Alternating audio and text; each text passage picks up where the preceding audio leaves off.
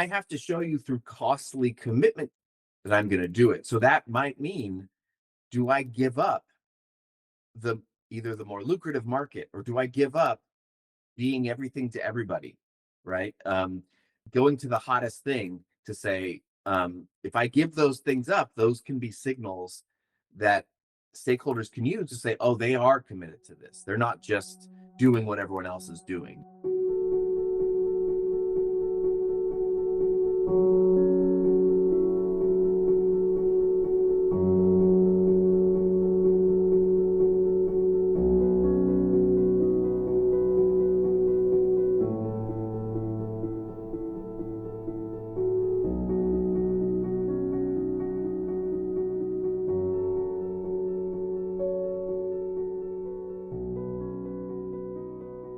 Before a startup earns traction, revenue, or reputation, it usually has to pass a quieter test.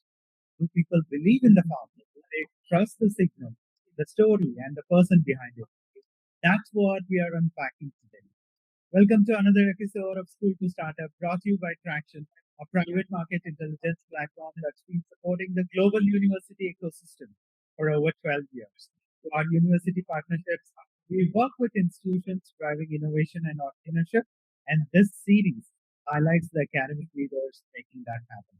I'm Harish, your host today, and I'm joined by Professor Oliver, Associate Professor of Organization Theory, Strategy, and Entrepreneurship at Carnegie Mellon University's Tepper School of Business.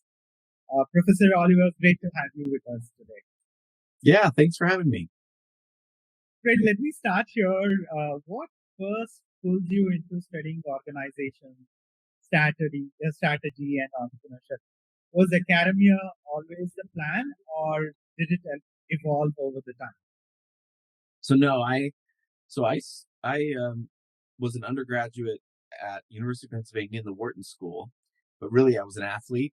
So in the U.S., right, we have other opportunities for extracurriculars, and so I played baseball there, and my grades were good among the athletes, but not great among the rest of the population. So because I had a lot of other things I was doing. And so I didn't really think academia was where I was going to go. I got a job. I knew I liked to explore the world, and I love different cultures and things. So I got a job working various places around the world, Korea, Switzerland, Brazil, and then came back and decided I wanted to do an MBA. Within about 6 months of my MBA, after the first semester, I was like, this is fun, but I actually like the academic side. So I asked my dean what he thought. And he was like, oh, I could see that. And I didn't know he was like one of the most famous people in my field of research. And his letters to PhD programs meant that I would get in everywhere. So it wasn't on my own merit. It was from good connections. But it really kind of started as I was an MBA student. And, it's very different from an MBA. If you do well in an MBA, it doesn't necessarily mean you do academia and a PhD. Those don't really match, because the PhD in academia is much more research-based. But it gave me a good background, have a better, broader view of business to see where my research interests could kind of be applied. So I kind of cross a lot of areas in the end with my research. Very interesting. Your work spans entrepreneurship, innovation, private equity, politics, luxury goods, and more. So what is the common thread that ties all these interests together for you? Yeah. So what I'm fundamentally interested in as a phenomenon is how identity of a firm, or identity of an individual affects the way they can approach the strategic problem. So strategy essentially entails trade-offs. And this is something often that entrepreneurs have a hard time doing, is giving up something to do the other thing better. And so identity is one of those constraints that we often don't control as individuals. It's how other people perceive us that we have to make sense of in order to understand our environment and in order to understand where we should be headed, what the opportunities are. And so that's kind of the thing that pulls the thread together, but also more narrowly. So that includes things like status, perceptions of capability, these types of things. And then more specifically, my work really delves into perceptions of authenticity, as that became a really um, important topic in the last kind of 15 years in my field to kind of make sense of. People were using this term, and we wanted to know what it meant and how it was helping businesses, but also hindering them, and how they manage that. Interesting. Talking about authenticity, a big part of your research looks at that. And authenticity is one of those words we hear all the time now, especially in the startup world. So when it comes to entrepreneurship, what does authenticity actually mean in a serious sense? Yeah, so authenticity in a general sense, there's a really kind of simple, well, I think it's simple. We've complicated it a lot in academia, but I think there's a simple definition of authenticity. Authenticity is essentially what my audience perceives from my front stage, what they can see. Is that consistent with what they think about my motives and my backstage and things like that, right? So it's a very important question for entrepreneurship, because when investors can be an audience, potential employees can be an audience, potential customers can be an audience, there's a lot of uncertainty about what this startup's going to be. There's frankly a lot of uncertainty in their mind of what they're going to be. And how can I communicate that this is what I'm going to be committed to, that what you see is what you get, right? And what I'm selling you is actually what I'm going to try to fulfill in those early stages. That can be a hard thing to sell. And so it becomes really important for the investors to know you're in it, right? An entrepreneur can switch from making an AI product to like making ice cream in a day, right? Like it's like, oh, here's an opportunity, here's an opportunity. That's what often defines an entrepreneur, as somebody who is really excited about these new opportunities. But getting them to say, I'm going to do this, and really commit all their resources to that is important. And so the claim that they're going to do that might be distrusted at a basic level. So how can I convince my stakeholders that I'm going to do what I say I'm going to do, or I'm going to try to do anyway, right? Whether I can achieve it from capability or resources, that's a different question. But will I be trying to do that and be committed to doing that, even when it's hard? So in some ways, it's a bigger question mark whether someone can credibly commit um, to their ideals and what they want to achieve as an entrepreneur. It's there isn't the apparatus to keep them committed, and so it's really a lot of symbolic value that's really generating that. Interesting. Your research also looks at how people judge capability, commitment, and status in uncertain environments. So, in the earlier stages, what signals actually build trust, and which ones tend to create doubt? So the things that are actually, as my economist friends would say, there's only signals and not signals, right? So like signals are things that communicate information. What when we talk about signals, though, there's things that we try to communicate that either go through or they don't, right? So fundamentally about authenticity, the question is my front stage, what you see, really what I am? Then I have to show you through costly commitment to that front stage that I'm going to do it. So that might mean, do I give up the either the more lucrative market, or do I give up being everything to everybody, right?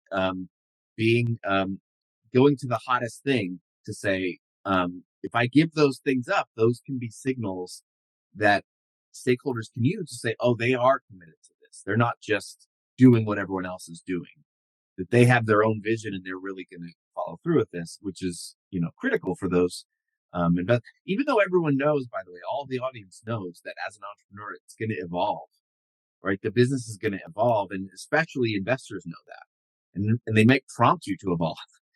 But this fundamental kind of push of, are they going to do what they say they're going to do? I have to show that I'm giving something up in order to achieve that goal. And so sometimes it's just giving up a more lucrative job, right? I'm a very talented person. I have lots of capability, but I'm going to spend my time as an entrepreneur, right? That can be a nice thing about the entrepreneur themselves, to say, they could do a lot of things, but they're trying to do this. That's great, right? That fundamentally can be something. The tricky thing about signals, though, is once we get used to a signal, people can come and copy it, and so it doesn't have as much value anymore, right? Once people know, like, oh, this is effective, I'm going to start looking like him, then you kind of have to move to a different signal to show commitment, costly commitment. So the craziest story I like to tell, there's a paper floating around that I don't know, I think it made it in a journal, but I was a reviewer on it many times. It's not my paper, but it was basically just a story about how heavy metal in Nordic countries evolved. So they first started to show they're like really committed to the music. They don't care about all the extra things. They break their guitars because they're like this. I'm committed to this genre, this really heavy metal music. And then everyone else breaks their guitars, and guitars get cheaper. So it's like, that's not costly.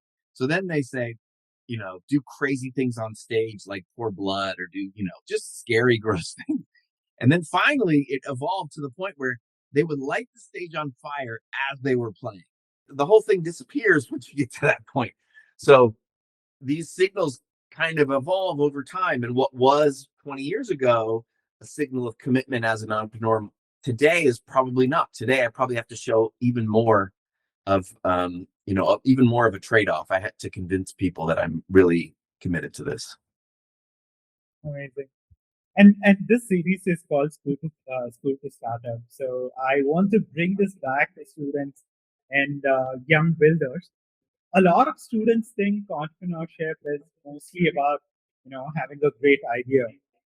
From what you have seen, what do they usually underestimate? So I think there's two big things that they underestimate. I think, having a good idea, especially if they come from an engineering background where it's like, I can solve the problem, everyone will figure it out. The assumption that the cream always rises to the top and everyone can see what you see is a real first hurdle, right? And so, I may have the best mousetrap, but who's going to pay for it, right? And kind of understanding what value you're actually generating. And so being more serious about what value you're generating and for whom. And then that's the second one, which is it's okay to not serve the whole world yet, right? Being focused as an entrepreneur and saying, I'm going to serve this set of customers really, really well ends up allowing you to kind of get over what we call this chasm of getting into the mainstream much easier. And it's a bit counterintuitive. And I joke with my finance colleagues too, because the finance will tell you, you have to diversify. And every entrepreneur has that. We all grow up knowing we have to hedge a little bit. Is that going to work? Is that going to work? But the more we hedge, the more we don't put all of our resources there and someone else can beat us out. Or we don't really develop the product in a way that's going to really be valuable for them, for the customers. And so being willing to give up these other customers or serving the whole world and the whole universe, the whole total, what is it? The total accessible market, right? Being able to narrow it down and say, I'm just going to serve these guys really, really well can be frustrating and a little bit, it can weigh on entrepreneurs in a way to say like, but I wanted to change the world. And they can think, I'm not changing the world, but it's such a critical first step. You have to get a foothold in order to then expand and move into the other areas. And you can move into those other areas, but you really have to establish yourself first in a much more narrow niche of a segment, and so that you can learn, develop the product, and think about ways that you can customize to meet the other niches. So I second that. So when students say they want to build a startup, what tells you they're truly serious versus just excited by the idea of entrepreneurship? for me, it's what are they giving up, right? Is one thing, right? Did they get an offer from Goldman or McKinsey and said, you know what, I need to do this? That shows the level of commitment.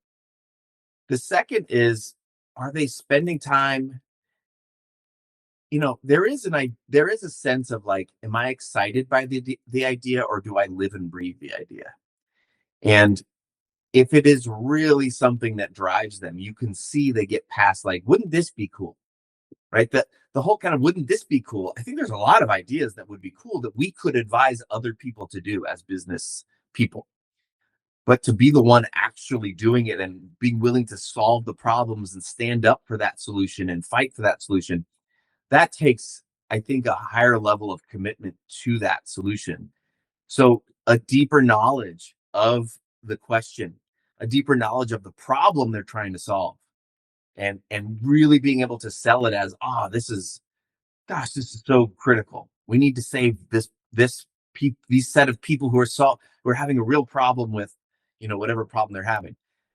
That kind of passion can come through, and the signal becomes, how deeply have you thought about this? And if I can think of something new, as a professor in my white tower, if I can think of something that you haven't thought of with that problem, that's a little bit of a signal that we need to spend a little bit more time on it, or maybe you're not as committed as you thought you were. And so I would say, sum it up: deep knowledge, right? But also, what are you giving up? Those are the two things that I think can really convince audiences. Interesting. And talking about CMU, Carnegie Mellon has such a strong reputation around innovation and entrepreneurship. What is it about the culture there that genuinely helps students move from ideas to action?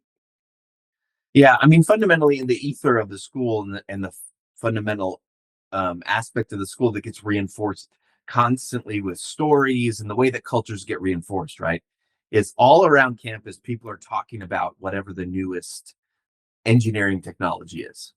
So fundamentally, it's deep tech that often gets people excited here. So name anything. So I've been here since, like when I first started here, we were already kind of talking a lot about, and Pittsburgh was the forefront of self-driving cars, which was the instantiation of AI and robotics that was really hot. That has cooled down in Pittsburgh and kind of shifted over to other places. A lot of companies made a lot of progress here, but then moved to places where they're at the stage of now trying this out and moving along, as opposed to just fundamentally writing the algorithms and dealing with the AI problems. And so what's, now the next thing is, we're probably moving beyond LLMs, but there was a period where LLMs were the big thing. And how can we use these to do new, to explore new ideas? So the target is always moving here, and the kind of problems and solutions people are thinking about it's everywhere. It even seeps into the business culture that we're here, that everyone wants to solve the next problem. And it centers on computer science and engineering, but but because of that culture, it attracts a certain type of person that even in a business, or even in humanities degrees, frankly, in our undergraduate humanities, they'll be talking about, what's LLMs going to do to books, and how are we going to deal with books, and how are we going to deal with writing, and what's the next thing. They're already, so linguistics might be like this thing that you might think, that was something that people were doing a long time ago. It's at the forefront. The linguistics and AI forefront is fascinating, and what they're trying to do with neural networks and things is fascinating. So it's everywhere. Name the major on campus, and someone is trying to incorporate the latest technology into it. So that culture just pervades, and it attracts students and gets reinforced because the students are interested in that. And I think fundamentally the faculty are also interested, even if they have a humanities background. They're interested in kind of where the technology meets. So for instance, our political science department they would define themselves like everyone else on campus, where technology meets political science. So, and particularly they're interested in defense and strategy. So often cybersecurity or other types of things. So the questions that then evolve always are, how does technology interface with the problem that we're trying to solve? And so it doesn't matter what the major is. That's the thing that unifies the whole campus. And what we try to add to that from the Tepper School uniquely would be, how do you build the organization? How do you think about the finances of it? We have a unique acumen and be able to train people on even go-to-market strategies. Mostly if We do that at the engineering school. They're thinking about the product. But where we sit, we're often thinking about also these other stakeholders and helping them recognize the best product isn't always going to win. You have to engage your stakeholders. I wanted to ask this question at the beginning, but I'm asking now: is fake it till you make it the worst startup advice ever, or does it only become dangerous when people spot the fake before the founder makes it? So what it comes down to, so I was writing a paper about, we had one title. So these sometimes we have projects that are just based on a cool title. And so I was writing a paper about this idea of fake it till you make it around. Um, it was there was this big accident that occurred, and it was about safety in maritime shipping. And the auditors of ships were part of the problem that had caused this. And so they started after the accident to spend a lot more time doing their audits. They were much more careful. And what we wanted to know is, does that persist? Right? Because you can do that if it's just from external pressure and just fake it, but can that faking turn into reality? And we found that it really depends on your disposition to begin with. So if you are a more conscientious person, and the way we measured that with was, are they more involved in their profession? So they go to professional activities? Do they care about being the best practices in the state of the art of what's going on? That type of accident could shock you into kind of doing a little bit extra, but it only persists if you have that demeanor to begin with. If you aren't already conscientious, you aren't already detail oriented and want to and care about the safety or care about whatever the problem is, then it'll just go away. So that's another reason why we go back to what I said. One signal is the deep knowledge that entrepreneurs have to show. That is a signal, because you wouldn't do this unless it was out of pure curiosity, and going deep into that curiosity as like I spend my spare time doing this. That wouldn't get you wouldn't get to that deep knowledge unless you had that. And so, you know, um, uh, if that is already your disposition, but there's some aspects of the business that you're like, I don't know that I can quite know how to do it. Sometimes in that case, faking is okay. Trying to play the role is okay, because you're so committed to it, you're going to learn what you need to learn. For people who just aren't as committed to it and are faking it, that'll go away, right? And and ultimately, like I said, the audience will find out. They'll know, and they'll interpret these signals. And you can't persist in these costly things unless you're really committed. And so it depends. So I'm a professor, so everything depends, but it depends on how committed you are in a very genuine way, right? And how you actually is this a hobby for you? Is this something that you don't spend your extra time on, or is this something you spend your most waking minutes on? Then you'll learn what you need to learn, and faking works. Very well said. So before we wrap up, for student, early founders, and even young academics trying to find their own path, what's one piece of advice you find yourself coming back again and again? So I think be willing to take bets. I think the thing I've learned the most about the entrepreneur journey is, I'll go back to, again, my finance colleagues say diversify, diversify, and strategy colleagues say no, don't diversify. There is a risk to hedge, right? Like, there is a natural tendency for us to be safe and hedge. The environment, particularly in the US, but I think around the world more and more, um, there is increasingly an environment that allows you to take these risks. And if this is something you really want to do, go take the risk, right? As an academic, I left MBA and I left jobs, and I certainly didn't know what it meant, but in economics, we teach about an opportunity cost, right? I learned opportunity cost by doing a PhD and not getting paid, as opposed to my colleagues in my MBA getting paid six-figure salaries for those 5 years I was doing my MBA, or I was doing my PhD, right? So I have fully understood that and questioned myself a lot. But the commitment to do this and say, like, I really want to fight through this, through all the rejection that comes with being an academic and a PhD, and through developing your ideas that when you tell people, they're like, that's really dumb. Through all that, sticking to it and having those ideas and taking those risks is really important.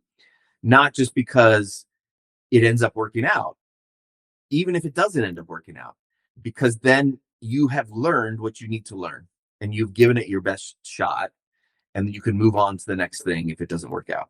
Where can our audience go to read your work and learn more about your research? Yeah, so I have a website. You can just Google me, I guess, is the best way. Or use ChatGPT, I think is what people use these days. But oliverhahl.com is a website I have, my personal website. Also, you can find me on the CMU Tepper School Business School website to find out what we're doing and what I'm working on in research and other projects, and especially what we're doing academically at Tepper, where we are really trying to put people in situations where they can understand what the entrepreneur life is and really apply what they're learning in the classroom to real settings and that really matter. Amazing. All the links will be available in the comment section. You can click on it and reach out to Professor Oliver Hahl. Thank you very much, Professor Oliver, for being part of this episode and for sharing your insights on how authenticity, credibility, and commitment shape the entrepreneurial journeys long before startups earn traction and reputation. Thank you very much for being part of the show.